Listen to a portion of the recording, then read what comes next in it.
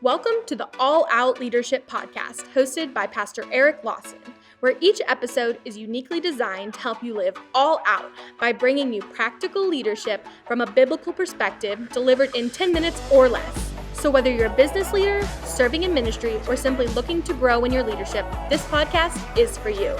Before we dive into this week's topic, make sure to subscribe to the podcast and download the show notes at ericlawson.com/podcast. And while you're at it, feel free to share the content on social media. Now, let's join Pastor Eric for this week's conversation. Welcome to another edition of the All Out Leadership Podcast. Today we are concluding with a 5-part study on the life of Christ at 12, where we've learned about the it factor, and we're going to pick up with the last part, Luke 2:50. But they did not understand the statement which he had spoken to them. Then he went down with them, came to Nazareth, and was subject to them. Jesus increased in wisdom, stature, and favor with God and men. First, we see this. Not everybody's going to understand you when you prioritize your life around the it factor. The priorities for your walk with God, the priorities of serving Christ inside of your marriage, raising kids in a godly way, values that you have for building your company. Not everybody is going to understand it. You want a miserable life? Try to make everybody happy. Try to please everybody. I like the quote, "I don't know the secret to success, but I do know the secret to failure is trying to please everybody." John F. Kennedy said, 20% of the people are always mad. Isn't that true? There's just 20% of the people out there, they don't like you no matter what you did, and you're probably never going to make them happy. Don't spend 80% of your time trying to make the 20% of miserable people happy. It's just a waste of time. And we never see Jesus doing that. So don't get caught up into that trap. Not everybody's going to understand you. Now, as you're onboarding staff, as you're onboarding your team, we said earlier in a lesson that they all kind of tend to come with their own agenda. They're coming with their own set of core values, their own way of this is how we think things should be done. And it is your responsibility to ingrain them into your culture. We see Jesus take 3.5 years to integrate his culture inside of his leadership team, the 12 apostles, then 11 apostles, and then he added, who I believe Paul, who would be the replacement, or Matthias, different opinions there. But either way, Jesus built his leadership team, and he took time to teach them, train them, and help them get in alignment with his vision and his values. And there's different ways that you can do that. Something that we've implemented here at Element Church that we really have been enjoying is we created a designated room. We call it the War Room because we are in a spiritual battle. And so when you go into a battle, there is a general's tent where they're meeting with their teams and they're strategizing, and they got visuals and they know where everything is going on. And we take church very seriously because eternal souls are at stake. We are in a spiritual battle. So we call this our war room because we're not playing to play. We're not playing just for fun. We're playing to win because eternities are at stake. And so what we've done inside of our culture, and it's no right or wrong formula, this is just what works inside of our rhythm. And we take 2 hours in the afternoons between 2 and 4. Every staff member is required to block that 2-hour window off to be available to attend that time. We've implemented OKRs, which is objectives by key results. We'll talk a little bit more about that in detail in future lessons, but objective by key results. Also project management, so we have project management review. And so we built our whole room to really be visually integrated around this, and we're still fleshing out some things, and it's just going to be it's my favorite room in the whole church, okay? And so we have a big smart screen TV. You can touch it. You can move slides around. You can draw on it. And we have whiteboards. We have a project management board that it's a magnetic board. And we got the idea from a great Christian owned business here in St. Louis area called Cosmo. They've been very gracious to us. Great leaders there. And so we actually got inspired from them and took this and integrated a lot of it into our own room. And so it's a project management board. You got visual cards. You can see, who are the project owners, the teams, and you can see the 7 different lanes that a project should be moving down, and it's all visual. And so the teams have to give it updates bi-weekly, and we can see where we're at, and nobody can hide. It's a football field, and you know where every player is on the field, and you know where the ball has been fumbled. You know who's out of bounds, who's out in the snack bar when they should be on the field. It's awesome. Love it. Anyway, anyway, that's our war room. And here's what we do inside of that war room. We train our staff.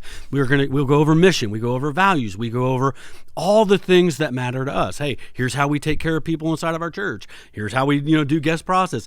And we're all coming in alignment. You maybe seen The Mandalorian. What a great show, Mandalorian. And I love this statement. This is the way. This is the way. Well, I've just adopted that and stolen it. And Element, this is the way. So we go in there and we just go, this is the way. Element does this. This is the way. Element does that. Yeah, but no, that's great. You may have done that where you came from. 50 other places may be doing that. That's great. But this is the way. And we just have a way that we do it. Now, we're always fine-tuning. There's always room for improvement. We're not married to methods. We're married to Jesus, and we're married to his word. But we guard the values, and we guard that very closely. So have a way that you're integrating the culture, the DNA, this is the way we do this. This is how we do customer service, whatever it is, and you build a system to onboard and integrate that into your new staff. Now, everybody gets mission drift. Just because you did it at orientation doesn't mean they remember it 5 years later. This is something that you have to continually go back and continually review with your team. When was the last time you did an all-employee review of the HR manual? I know, it's boring and it is phenomenal sleep aid material, but you know what?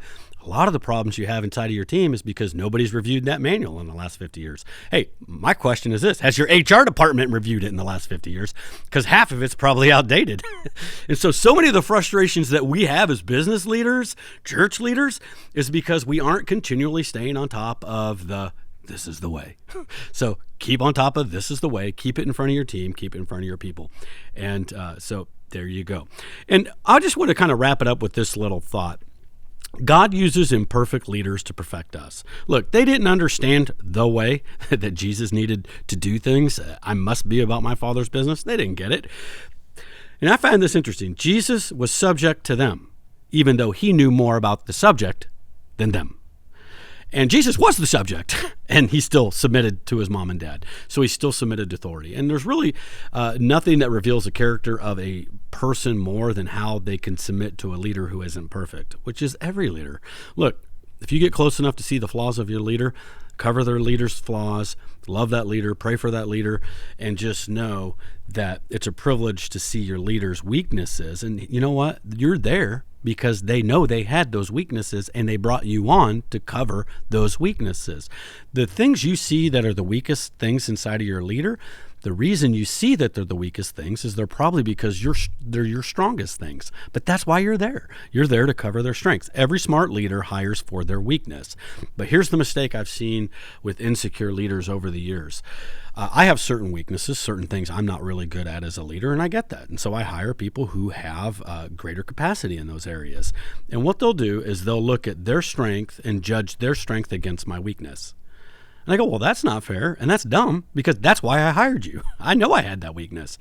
What they never do is compare their weakness against my strength, because my strength was a whole lot greater than their weakness, and vice versa. Look, why don't we just stop comparing and go, thank God we complement one another.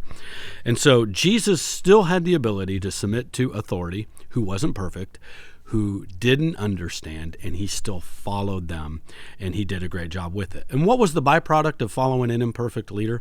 Jesus increased in wisdom, he increased in stature, and in favor with God and man. You can learn from every leader that you follow. And also, you can be a compliment and a gift to that leader you follow by bringing your strengths to help cover their weakness. All right, see you in our next All Out Leadership Podcast. Thank you for joining us on the All Out Leadership Podcast. We hope you gained new biblical insight that challenged you to grow in your leadership. If you've enjoyed this week's episode, we would love your help in getting the content out farther. You can help by subscribing to the podcast at ericlawson.com/podcast and telling others about it. Next week, Pastor Eric will be back with another episode. So until then, we hope you have a great week being an all-out leader.